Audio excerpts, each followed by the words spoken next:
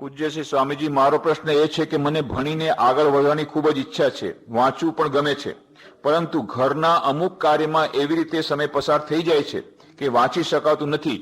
તો please give A suggestion, how should I read? હવે એમાં એવું છે કે ઘરનું કામ થોડું થોડું તો કરવું પડે.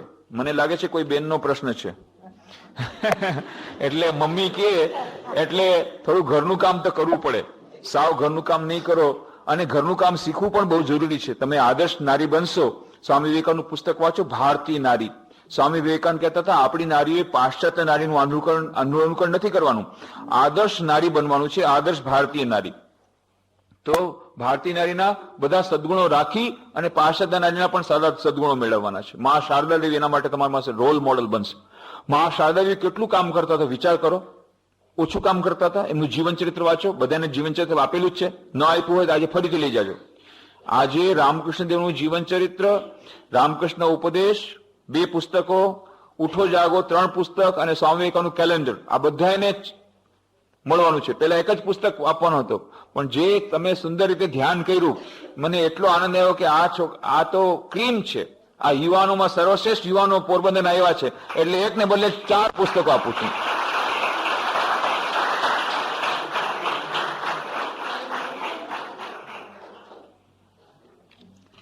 તો માં શારદાનું જીવન વાંચો.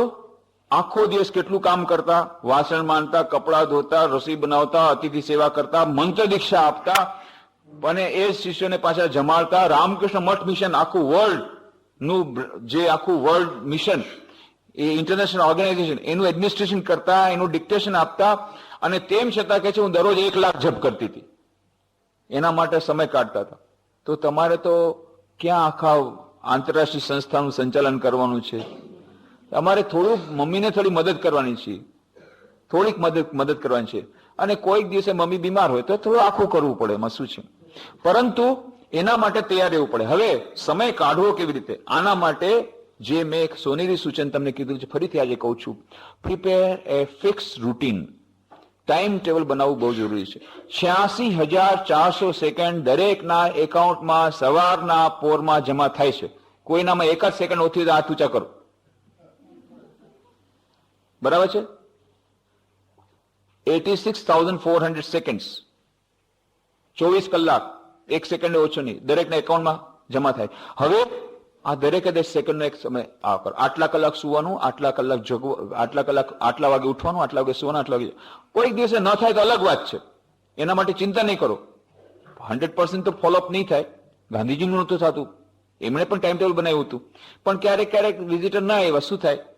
તો એટલા માટે તો થોડુંક થઈ શકે, પણ તોય એક ટાઈમ ટેબલ બનાવવાનું, બની શકે ત્યાં સુધી એનું પાલન કરવાનું. 1 નંબર 2, ઘરકામ માટે અલગ ટાઈમ આપી દો.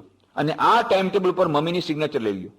મમ્મી આ જો છે આટલા વખત સુધી આટલું મારું કામ કરીશ, મારે આ 10મા ધોરણની પરીક્ષા છે, મારે બોર્ડમાં સારા નંબર જોઈએ, આ મારો ભણવાનો ટાઈમ છે, પહેલેથી હું તને કહી દઉં છું આટલો મારો ટાઈમ છે. આ ટાઈમ ટેબલ એનું એપ્રુવલ કરાવી લ્યો. એવું ટાઈમ ટેબલ બનાવો કે જેમાં બધાને સગવડ હોય, ઘરવાળાને સગવડ હોય, તમારા સ્કૂલનો ટાઈમિંગ, ટ્યુશન, આ બધું કરી અને એવો ટાઈમ ટેબલ બનાવો અને એમાં મમ્મીની સિગ્નેચર લઈ લ્યો. તો એને ખબર પડશે, તો તમને હેરાન નહીં કરે. ભાઈ જો આટલાથી આટલા ટાઈમ, પછી કદાચ કોઈ ગેસ્ટ આવી ગયા અલગ વાત છે. હવે એ તો ગેસ્ટ આવ્યા તો થોડું કરવું પડે, પણ જ્યાં સુધી કોઈ આવી જાતની પરિસ્થિતિ નથી બદલાણી એ તમને હેરાન નહીં કરે. કારણ કે તમે આપી દીધો કે આ તમે આટલો ટાઈમ હું બપોરના માન લ્યો 2 થી લઈને 4 વાગ્યા સુધી હું ભણીશ, એમાં મને ડિસ્ટર્બ નહીં કરવાનું. પછી 4 થી 5માં તમારે જે કરવું, કારણ કે 2 કલાક ભણ્યા પછી અમસ્તું પણ ભણાશે નહીં, થોડી અડધી કલાક તો અમસ્તી ગેપ જોઈએ, ત્યારે થોડું કામ કરી લીધું, વળી ફ્રેશ થઈ ગયા, બોજ ઓછો થઈ ગયા, ફરી પાછું ભણવાનું. આવી રીતે આ ગેપની અંદર તમે કામ શરૂ કરી શકો. પછી જયારે તમે કુકરમાં ભાત મૂકી દીધા તો શું કરવાનું? તમારે તો રાંધવાનું નથી, કુકર તો રાંધે છે. તમે ત્યારે બેઠા બેઠા ઓલા સૂત્ર જે છે દિવાલ ઉપર લખી નાખો, મોટા મોટા સૂત્ર જે યાદ નથી રહેતા, એને તમે જુઓ, એને યાદ કરો. આવી રીતે ટાઈમનો સદુપયોગ કરવાથી તમને ઘણો ટાઈમ બચશે. ઘણા બધાના સોનેરી નિયમો છે.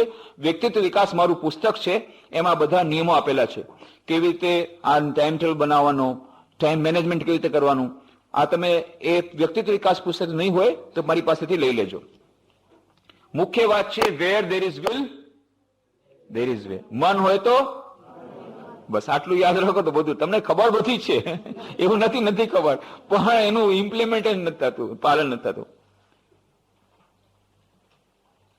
કોઈ પણ વ્યક્તિ પરથી મોહને છોડવો હોય, તે છૂટતો ન હોય તો શું કરવું જોઈએ? બહુ સરસ પ્રશ્ન છે. આ ઘણાના મનમાં પ્રશ્ન છે. હવે વાત એમ છે, એક માણસ આવ્યો એક મહાત્મા પાસે કે મારે ભૂતને વશ કરવું છે. એને કીધું ભાઈ ભૂતને વશ કરો નહીં, આ ખોટી વાત છે. કે ના ના ના, મારે તો ભૂતને વશ કરી એની પાસે ઘણું બધું કામ કઢાવવું છે. ઘણું આ સમજે ન માયનો. હવે આને પીન છોડવા માટે કીધું અચ્છા ઠીક છે, ચાલ હું તને મંત્ર આપું છું, આ મંત્રનો જાપ કર. આ મંત્રનો જાપ કરીશ દરરોજ 15-15 મિનિટ, તો તને આ 1 મહિનો આવી રીતે જાપ કર, અને પછી તારે ધ્યાન કરવું પડશે. અને એ ધ્યાન તું કરીશ, એના પછી એ ભૂત આવશે અને એ ભૂત તારા સેવામાં આવી જશે, અને પછી તું જે કઈ કામ કહીશ એ તને કરશે. પણ એટલું યાદ રાખજે, તું જયારે ધ્યાન કરવા બેસીશ ને, ઓલા પેલા ઝાડ પર એક વાંદરો રહે છે, એ વાંદરો જો તમે ધ્યાનમાં આવી ગયો તો તારું ધ્યાન, તો પછી આ ભૂત નહીં આવે. એટલા માટે બસ આ વાંદરો ન હોવો જોઈએ એટલું ધ્યાન રાખજો. હવે આ તો બધો મંત્ર જાપ કર્યો, પછી ધ્યાન કરવાનું શરૂ કર્યું. ધ્યાન કરતા પહેલા જ એને યાદ આવ્યું, ધ્યાન વખતે વાંદરો ન આવવો જોઈએ, તો તરત જ આવી ગયો મનમાં.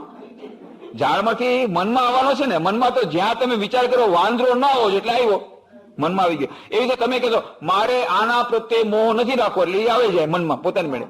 તમે એને છોડી જ દો, એને મળવાનું છોડી દો, એના વિશે વિચારવાનું છોડી દો, મારે આ વ્યક્તિનો મોહ છોડી દેવો છે, એ છોડી દો, એ વાત એ વિચારવાનું છોડી દો. અને બીજી વાત છે, તેમ છતાં એ વ્યક્તિ પ્રત્યે તમને મોહ છે એટલે તમને વિચારવાનું ગમે છે, પણ તમે શું કરો છો? વારંવાર એનો વિચાર કરો, મારે આને વાતે મોહ નથી કરવો. એનો અર્થ છે તમને એ વિચારવું ગમે છે. અસલમાં તો મારે વ્યક્તિનો મોહ નથી રાખવો, એટલા માટે થઈને એના ઉપર વિચાર કરો, મારે એટલે કારણ કે તમને ગમે છે. હવે એનો ઉપાય શું છે? જ્યાં સુધી તુલસીદાસજીની વાત યાદ રાખો, એમને પોતાની પત્ની પ્રત્યે કેવો મોહ હતો કે એક વાર પિયર ગઈ, પાછળ વયા ગયા. રાતના, અડધી રાતના નદીમાં પૂર હતું તો પાર કરીને ગયા. રત્નાવલી એટલી સુંદર સ્ત્રી હતી, અને રત્નાવલી પછી શું કીધું? લાજ ના આવત આપકો ચલે આए એ ઓર, કે તમને લાજ ના આવી, તમે અહીંયા તમારા સસરેમાં આવી ગયા રાતના, આ બધા શું વિચાર કરશે? આ હાર્ડ માસના દેહમાં તમારી જેટલી આસક્તિ છે એટલી જો ભગવાનમાં હોત ને તો તમને ભગવાનના દર્શન થઈ જાત. બહુ ગુસ્સો આવી ગયો, ગુસ્સામાં કહી દીધું. પણ આ એક જ વાક્ય હાડે હાડ વિંધાઈ ગયું. હે, ખરેખર એને સાચી વાત કરી. આટલો મોહ એક સાધારણ સ્ત્રી માટે, આટલો મોહ ભગવાન માટે હોય, ભગવાનના દર્શન થઈ જાય. બસ સીધા ગયા, ઘરે ન ગયા, સીધા છું અને ગોસ્વામી તુલસીદાસ થઈ ગયા. અને પછી રામાયણ લખી. એ રામચરિત માનસ આજે લાખો પ્રતો કેટલા લોકોને મોહમાંથી છોડાવી રહી છે. બોલો, જે રામ તુલસીદાસજી પોતે મોહમાં હતા, એ જયારે ભગવાનનું નામ લેવાનું શરૂ કર્યું તો એવા માન હતો. રામ નામમાં આવો પ્રતાપ છે, ભગવાનના નામમાં આવો પ્રતાપ છે. ભગવાનનું નામ લેવાથી ગમે એવો મોહ ચાલ્યો જશે. એકવાર ભગવાન પ્રત્યે મોહ આવશે, શ્રી રામકૃષ્ણ દેવ કહે છે, તમે પૂર્વ તરફ જાશો તો પશ્ચિમ પોતાની તરફ આગળ પાછળ રહી જશે. તમે ભગવાન તરફ જાશો, આ વ્યક્તિનો મોહ ક્યાંય રહી જશે. અચ્છા, તમે જ વિચાર કરો, એક નાનકડા બાળકની પાસે તમે એની પાસે પીપરમેન્ટ હોય, તમે કહો મને દે તો પીપરમેન્ટ આપે? નહીં આપે. અચ્છા, તમે કે આ કેડબરીઝ ચોકલેટ લઈ લે અને ઓલી પીપરમેન્ટ દઈ દે, દેશે કે નહીં? એવી રીતે જયારે આપણને ભગવાન તરફ મોહ આવશે અને ભગવાનનો આનંદ મળશે તો પેલો મોહ ક્યાંય વયો જશે પછી ખબર નહીં પડે. પણ એમને એમ નહીં આપે. તમારા મનને તમે કહેશો તું મોહ છોડી દે, નહીં છોડું, મને મજા આવે છે, નહીં છોડે. પણ એને જયારે ભગવાનનો મોહ લાગશે પોતાની મેળે છોડે. જયારે કેડબરીઝ ચોકલેટ મળશે, પીપરમેન્ટ પોતાની મેળે. એટલા માટે ભગવાન તરફ મોહ વધારવા માટે શું કરવું જોઈએ? ભગવાનનું નામ લેવું જોઈએ, ભગવાનનું ધ્યાન કરવું જોઈએ, ભગવાનની ચોપડી વાંચવી જોઈએ અને સત્સંગ કરવો જોઈએ. 4 ઉપાય છે. સત્સંગ, એવા લોકો જે ભગવાનનું નામ લેતા હોય, ભગવાનની વાર્તા કરો, એની પાસે વારંવાર જવું, એવા વાતાવરણમાં જવું. તમે અહીંયા વાતાવરણમાં આવો, તમારું મન કેટલું સરસ થઈ ગયું, મોહ ક્યાંય વયો ગયો ને, યાદ નથી આવતું. જ્યાં જાપાની બહાર ફરી જૈસે થે. શા માટે? વાતાવરણનો પ્રભાવ છે. એટલે વાતાવરણ, સારા વાતાવરણમાં જવું જોઈએ, સત્સંગ કરવો જોઈએ, ભગવાનનું નામ લેવું જોઈએ અને સારી ચોપડીઓ દરરોજ વાંચવી જોઈએ. કારણ કે આપણી બેટરી ડિસ્ચાર્જ થઈ જાય છે, થાય છે ને, હજુ બેટરી હમણાં ડિસ્ચાર્જ થઈ જશે, પછી જો એને રિચાર્જ કરવી પડે. એવી રીતે આપણી મેન્ટલ બેટરી છે એને રિચાર્જ કરવી પડે. રિચાર્જ કરવા માટે દરરોજ ભગવાનનું નામ, ભગવાનનું ધ્યાન, સારી સારી ચોપડી વાંચવાની. આ કરવાથી જયારે ભગવાન ઉપર જયારે પ્રેમ આવશે ત્યારે પેલો મોહ ક્યાંય ઉડી જશે.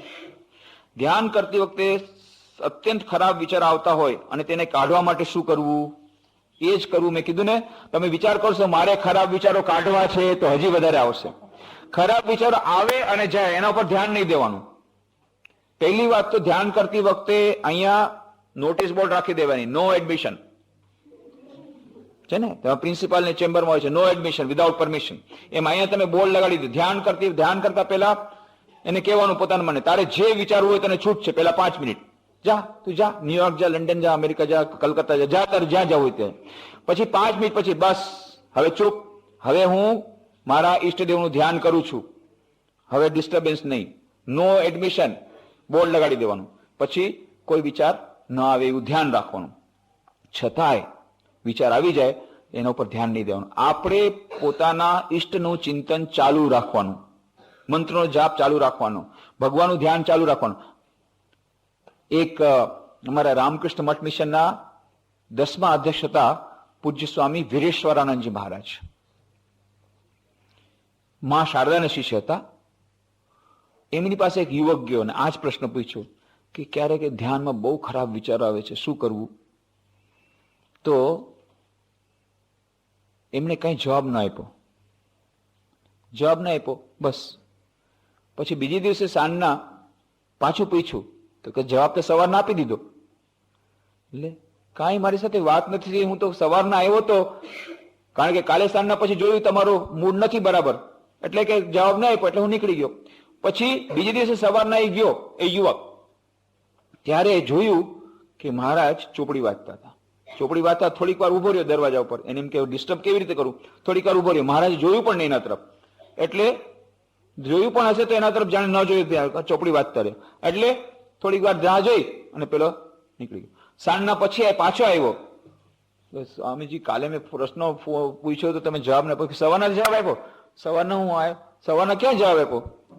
તો હું તો આવ્યો તો સવારના, પણ તમે ચોપડી વાંચતા હતા એટલે મને એમ લાગ્યું કે તમને ડિસ્ટર્બ ન કરું, એટલે પછી તમારી સાથે વાત જ નથી. બસ આ જ જવાબ છે. જો તમે મારી પાસે આવો અને હું તમારા તરફ ન જઉં તો તમે શું કરો? થોડી વાર રાહ જો, પછી શું કરો? Get out.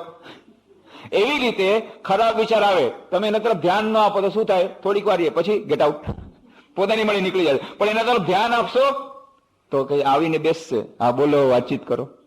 એટલે ખરાબ વિચાર આવે એના ઉપર ધ્યાન નહીં દેવાનું. ભગવાન તરફ ધ્યાન દો, પૂર્વ તરફ જાઓ, પશ્ચિમ પોતાની મેળે દૂર થઈ જશે. આ ધ્યાન વખતે આ બહુ ધ્યાન તેની પદ્ધતિ ચોપડી છે, એમાં સ્વામી વિવેકાનંદના બધા સૂચનો બહુ સરસ આપેલા છે. સ્વામીજી ધ્યાનમાં બેસતી વખતે ભવામાં વચ્ચે દુખાવો થાય છે, તેનું કારણ શું છે સમજાવો. હવે જો ભવા વચ્ચે પહેલા તો ધ્યાન કરવાનું નહીં શરૂઆતમાં. આ છે આજ્ઞા ચક્ર. આજ્ઞા ચક્ર માટે બધા હજી સુધી સક્ષમ નથી, અને કદાચ કરવું હોય કે 2 કે 3 મિનિટથી વધારે નહીં કરવાનું. હૃદય છે, શ્રી રામકૃષ્ણ કહે છે આ બેઠક ખાનું છે, દિવાન ખાનું, ડ્રોઈંગ રૂમ છે ભગવાનનો. હૃદયમાં તમે ધ્યાન કરો. હૃદયમાં અનાહત ચક્ર આને કહેવાય, અનાહત ચક્રમાં ધ્યાન કરો. આજ્ઞા ચક્ર અને સહસ્ત્રાર આ 2 ઉચ્ચ પ્રકારના ધ્યાન છે, પણ બધા એના માટે તૈયાર નથી અને વધારે સમય ધ્યાન નહીં કરવાનું. સ્વામી વિરજાનંદજી મહારાજ રામકૃષ્ણ મઠ મિશનના 6ઠા અધ્યક્ષ હતા. એને એકવાર એટલો ભયંકર દુખાવો થયો, બધા ડોક્ટરને બતાવ્યું, કલકત્તાના મોટા મોટા ડોક્ટર, હોમિયોપેથી, એલોપેથી બધાને બતાવ્યું, કાંઈ દુખાવો ન થાય. અને પછી છેવટે એકદમ સહન ન થયું. એમના માં શારદા દેવી પાસે તેમણે મંત્ર દીક્ષા લીધી હતી, એટલે માં પાસે ગયા જયરામ બાટીમાં કે માં કોઈ ડોક્ટર સહન નથી, હવે સહન નથી થતું. બધા ડોક્ટર પાસે જઈ આવ્યો, તો મને કંઈક કરો, મને સહન કરવાની શક્તિ આપો. એમ નથી કે હવે ઉપચાર તો થશે જ નહીં, સહન કરવાની શક્તિ આપો, એમ જ જાણે કીધું. માએ જુઓ, માં શારદા દેવી રામકૃષ્ણ કહેતા ને સાક્ષાત સરસ્વતી છે, જ્ઞાન દેવા આવી છે. ભલે લખતા વાંચતા નહોતા આવડતું, સ્કૂલમાં નહોતા ગયા, પણ કેવું જ્ઞાન. જે એમનો રોગ મોટા મોટા ડોક્ટર ઠીક ન કરી શક્યા, મોટા મોટા ગુરુઓ ઠીક ન કરી શક્યા, એમણે એક જ વાત પૂછ્યું, બેટા તું શું સહસ્ત્રારમાં વધારે ધ્યાન કરે છે? સહસ્ત્રારમાં ધ્યાન કરે છે? હા માં, પણ મેં તો તને હૃદયમાં ધ્યાન કરવાનું કીધું તું. હા માં, પણ મને સહસ્ત્રમાં ધ્યાન કરવું બહુ ગમે, એમાં પ્રકાશ ને બધું દેખાય. બેટા આ જે માથાનો દુખાવો એના માટે થયો છે. હમણાં થોડાક દિવસ સહસ્ત્રમાં ધ્યાન કરવાનું બંધ કરી દે, અને ઠીક સહસ્રમાં ધ્યાન કરવાનું બંધ કર્યું. થોડા દિવસ પછી માથાનો દુખાવો ક્યાંય જતો રહ્યો. પછી એમણે કીધું ના ભાઈ, ગુરુનું આજ્ઞાનું પાલન ઠીક કરવું જોઈએ, જરાય આડોળું ન કરવું જોઈએ. જરાય આડોળું કરો, આટલું આડોળું કરો અને ક્યાંનું ક્યાં ખરાબ થઈ જાય. એટલે ગુરુનું આજ્ઞાનું એકદમ અક્ષરશઃ પાલન કરવું જોઈએ. એ વીરેશ્વરાજી મહારાજની જ વાત છે. એક યુવક હતો, એમની સેવામાં હતો. તો એણે જોયું કે પંખો જે છે થોડો બહુ ધીરે ધીરે ચાલતો હતો. 1 નંબરમાં પંખો ચાલતો હતો. એમણે કીધું આટલી ગરમી છે, મહારાજને ગરમી થશે, એટલે એને 5 નંબર મૂકી દીધો. પછી મહારાજ જયારે બાથરૂમથી પાછા આવ્યા, અરે આ કોણે પંખો વધાર્યો? તો એ યુવકે કીધું મેં વધાર્યો. કોણે કીધું તું? કોઈ કીધું નતું. મને એમ કે આ તમને ગરમી થતી હશે એટલા માટે કદાચ કોઈ ભૂલથી નંબર 1 રાખ્યો હશે, એટલે મેં 5 નંબર કર્યો. ભૂલથી નહીં, મેં 1 નંબર રાખ્યો હતો. હવેથી આ તો છે ગુરુની આજ્ઞા. એ કે અત્યારે તમે પંખો વધાર્યો મને પૂછ્યા વગર, કાલે સવારે હું તમને કોઈ બીજો ઉપદેશ આપીશ, તમે તમારો એમાં નાખશો પોતાનું, તો ગમે તે થઈ શકે. એટલે ગુરુને આજ્ઞા વગર જે આદેશ છે બરાબર પાલન કરવું છે. આ નાનકડું ઉદાહરણ છે, પણ કેવડી મોટી વસ્તુ એમણે કરી દીધી કે એ 5 નંબર થવાથી એમને શરદી પણ થઈ જાય. એમણે પોતે એક કેલ્ક્યુલેટ કરીને 1 નંબર રાખ્યો છે. પૂછવું જોઈએ કે મહારાજ આ કઈ ભૂલથી કોઈક 1 નંબર કહે, જરાક વધારું, પછી કે તો વધારો, પણ તમે પોતાનું દોડડા પણ વાપરો. અને આજે તો પંખામાં દોડડા પણ વાપર્યું, કાલે સાધનામાં દોડડા પણ વાપરો. હવે ગુરુ આટલું કીધું તો પોતાનું આટલું ઉમેરી દો, તો પછી ક્યારેક મેન્ટલ હોસ્પિટલ જવું પડે. એટલા માટે આધ્યાત્મિક સાધના માટે ગુરુની આજ્ઞાનું પાલન કરવું જોઈએ, અક્ષરશઃ પાલન કરવું જોઈએ.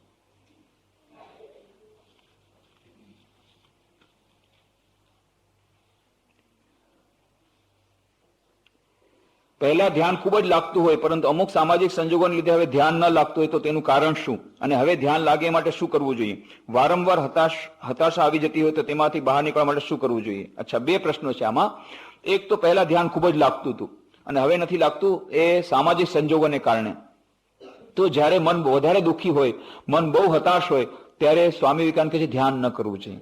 ધ્યાન કરતી વખતે પ્રફુલ્લતા હોવી જોઈએ, ચિત્તમાં પ્રસન્નતા હોવી જોઈએ, ત્યારે ધ્યાન કરવું જોઈએ. નહીં તો ઊંધું એનું ફળ મળે. બહુ વધારે મન જયારે નિરાશ હોય, હતાશ હોય, ત્યારે ધ્યાન નહીં કરવાનું. થોડાક દિવસ જવા દો, મનને સારું થવા દો, પછી ધ્યાન કરજો. 2-5 મિનિટ બાદ અલગ વાત છે, બાકી જે આપણે જે વધારે 15-20 મિનિટનું ધ્યાન કરવાનું છે એ નહીં કરવાનું. એક બીજી વસ્તુ છે કે સામાજિક સંજોગોને કારણે જો ધ્યાન ન લાગતું હોય, તો એની સાથે જેમ મેં વાત કરી 4 યોગોનો સમન્વય કરો. માત્ર ધ્યાન નહીં, પ્રાર્થના. ભગવાનને પ્રાર્થના કરો, હે ભગવાન મને આ પરિસ્થિતિમાંથી ઉગારો, હે ભગવાન મને શક્તિ આપો. આવી રીતે ભગવાનને પ્રાર્થના કરવાથી મનમાં બહુ શાંતિ મળશે. બીજું, સેવા. એક યુવક સ્વામી વિવેકાનંદ પાસે આવ્યો. સ્વામી વિવેકાનંદ વિદેશમાંથી પાછા ફર્યા તો એમની પાસે એક યુવક આવ્યો, સ્વામીજી ધ્યાનમાં મન લાગતું નથી. હું ઘણા ગુરુઓ પાસે ગયો, કેટલાય ગુરુઓ પ્રમાણે મેં ગુરુ બદલા, એ લોકો કીધું પ્રમાણે સાધના કરી, પણ મન ભગવાનમાં મન ધ્યાનમાં ચોટતું નથી, શું કરવું? ત્યારે સ્વામીજી કહે, અચ્છા બેટા, તો હમણાં તું કઈ સાધના કરે છે? તો કે લેટેસ્ટ ગુરુ જે પ્રમાણે કીધું એ પ્રમાણે કરું છું. છેલ્લા ગુરુએ શું કરું છું? મારા ઘરમાં બેસી જાઉં છું, બારી બારણા બધા બંધ કરી દઉં છું, અને પછી આંખો બંધ કરી દઉં છું, અને પોતાના મનમાંથી વિચારોથી પોતાના મનને શૂન્ય કરવાનો પ્રયત્ન કરું છું. આવી રીતે ઘણા દિવસોથી કરું, પણ મનમાં શાંતિ મળતી નથી. ત્યારે સ્વામી વિવેકાનંદ, વત્સ, જો શાંતિ જોઈતી પેલા તો આ બારી બારણા ઉઘાડ, આંખ ઉઘાડ, અને જો નજીકમાં પાડોશમાં કોણ વ્યક્તિ ભૂખ્યો છે એને અન્ન દે, જો કોણ વ્યક્તિ બીમાર છે એને દવા દે, કોણ દુખી છે એની સેવા કર. સેવા કરવાથી ચિત્ત શુદ્ધિ થાય છે. આપણા મોટા ભાગના લોકોનું ધ્યાનમાં મન લાગતું નથી, એટલા માટે કે અંદરમાં ચિત્તની અશુદ્ધિ છે. હજારો જન્મના સંસ્કાર છે. ચિત્ત શુદ્ધિ ક્યારે થાય? જ્યારે બીજાની સેવા કરીએ. તો સેવા દ્વારા શાંતિ મળશે અને પછી ધ્યાન થશે. તો શરૂઆતમાં ધ્યાન કરવામાં તકલીફ પડે તો પણ થોડું થોડું ધ્યાન કરવાનું, પણ યાદ રાખજો જ્યારે ચિત્ત શુદ્ધિ થશે ત્યારે ધ્યાનમાં તમે આગળ વધી શકશો. અને એના માટે આ કર્મયોગ, સ્વામીજી કીધું સેવા યોગ. સેવા કરો, જેટલી બની શકે એટલી સેવા. ચેરિટી બિગિન્સ એટ હોમ છે ને કહેવત, ચેરિટી બિગિન્સ એટ હોમ. ઘરથી શરૂઆત કરો. ઘરમાં દાદા દાદી હોય એની થોડી સેવા કરો, માતા પિતાની થોડી સેવા કરો, નાના ભાઈ બહેનને થોડુંક ભણાવો, ઘરમાં નોકરાણી આવતી એના છોકરાને થોડું ભણાવો. જેટલી પોતાની સેવા થાય એટલું કરો. ભલે તમે પૈસા ના આપી શકો, તનથી થોડી સેવા કરી શકો, ટ્યુશન કરી શકો, કોઈને અભણ એને ભણાવી શકો.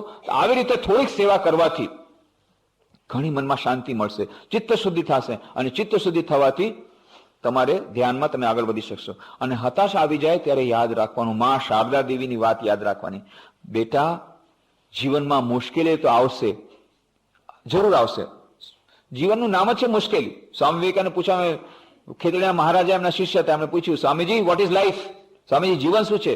તરત જ સ્વામીજી જવાબ આપ્યો, my dear prince, life is nothing but the struggle of a being under the circumstances trying to press it down. Swamiji કહ્યું, મહારાજા જીવન છે સંઘર્ષ. કોની વિરુદ્ધ સંઘર્ષ? એવી પરિસ્થિતિની વિરુદ્ધ સંઘર્ષ જે તમને દબાવી દેવા માંગે છે. આનું નામ જ સંઘર્ષ છે. સંઘર્ષ તો કરવો પડશે, મુશ્કેલી ગભરાવાનું નહીં. સ્વામી વિવેકાનંદ જતા હતા બનારસમાં, વારાણસીમાં.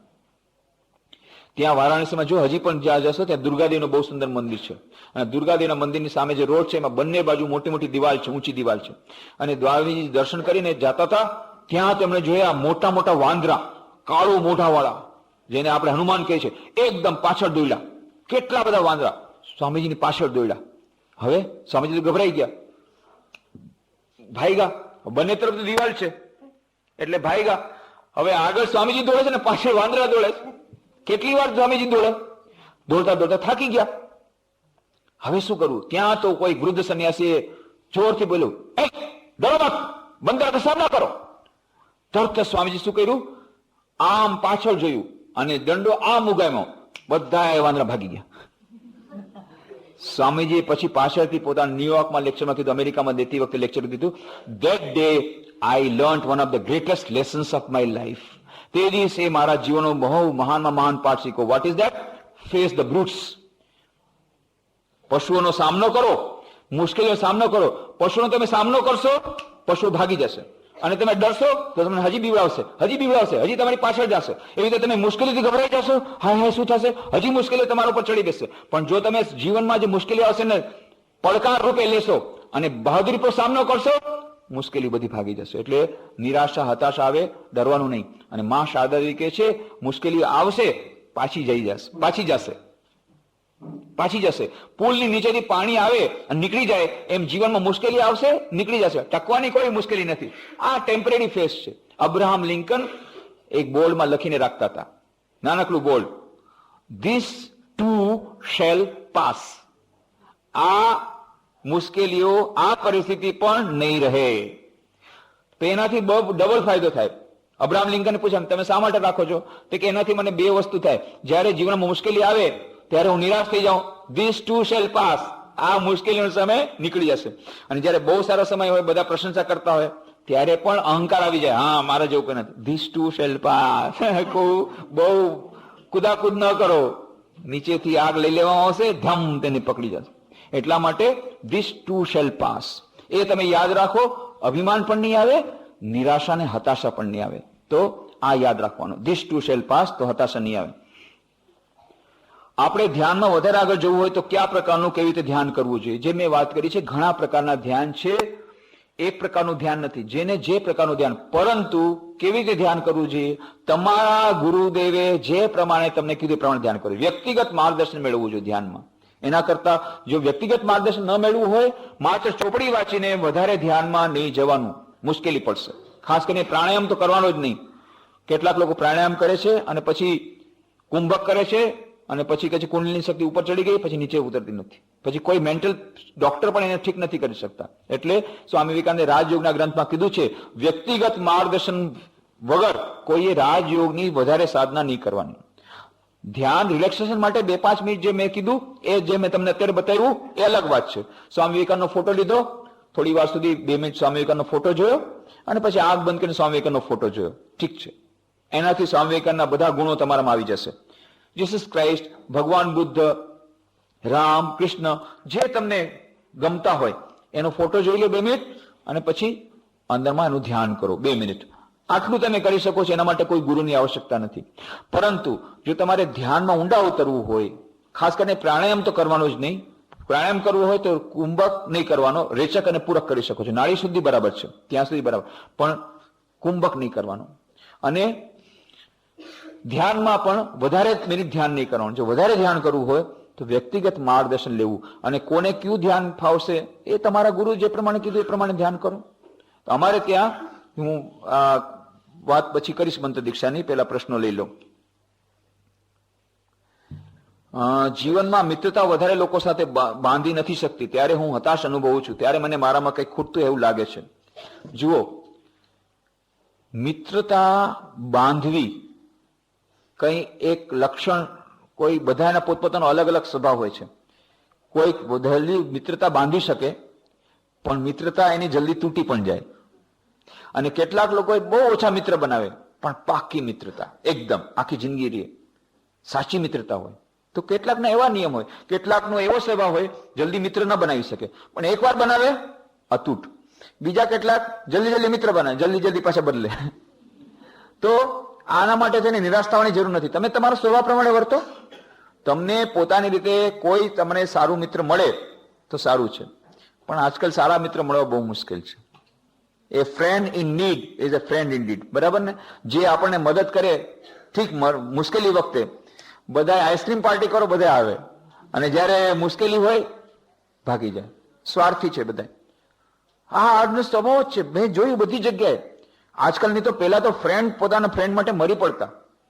અરે મેં તેરે લીધે જાન દે સકતા હું, એવા સરસ ડાયલોગ બોલે ને. અરે મેં તેરે લીધે આસમાન સે તારે લા સકતા હું, મેં તો તેરે લીધે જાન भी दे सकता हूं. अरे भैया वो फाउंटेन पे तो नहीं, वो नहीं दूंगा, फाउंटेन पे नहीं दे सकता, जान दे सकता हूं. આ બધા ખોટા ડાયલોગ, એ મિત્રતામાં કાંઈ મજા નથી.